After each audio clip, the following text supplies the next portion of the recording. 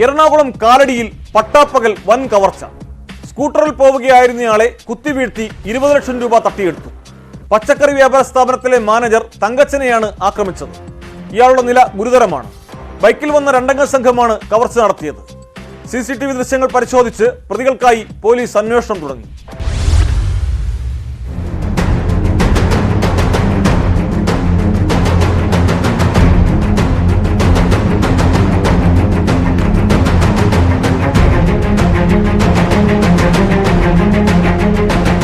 വൈകിട്ട് 5:30യോടെയാണ് സംഭവം നടന്നത്.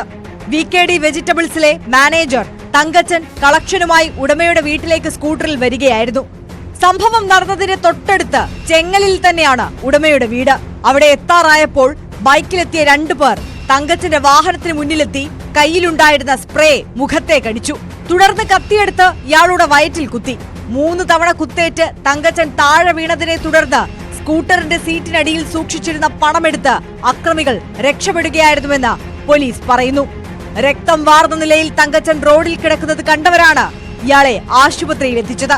തങ്കച്ചന്റെ നില ഗുരുതരമാണ്. വിഷമമുള്ളൊരു കേസാണ് ഇതൊക്കെ. ഒരു നാട്ടിലിറങ്ങി നടക്കാൻ പറ്റാത്ത ഒരു അവസ്ഥയിലേക്ക് നാട് എത്തിപ്പെട്ടിരിക്കുകയാണ്. ഈ പട്ടാപ്പകലൊക്കെ നടു റോഡിൽ വെച്ച് കത്തിക്ക് കുത്തി പൈസയൊക്കെ അപകരിച്ച് കൊണ്ടാന്ന് പറഞ്ഞാൽ നാടിന്റെ ഒരു പോക്ക് എന്താണെന്നും നമുക്കൊന്നും അറിയില്ല. എവിടെ പോയി നിൽക്കുമെന്നും അറിയില്ല. പ്രദേശവാസികളാണ് പോലീസിനെ വിവരം അറിയിച്ചത്.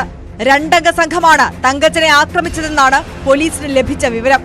20 ലക്ഷത്തോളം രൂപയാണ് സംഘം കവർന്നത്. സ്ഥലത്തെത്തിയ പോലീസ് CCTV ദൃശ്യങ്ങൾ വിശദമായി പരിശോധിച്ചു വരികയാണ്. പ്രതികൾ രക്ഷപ്പെട്ടിരിക്കാനുള്ള സ്ഥലങ്ങൾ കേന്ദ്രീകരിച്ച് അന്വേഷണം തുടങ്ങിയതായി പോലീസ് അറിയിച്ചു.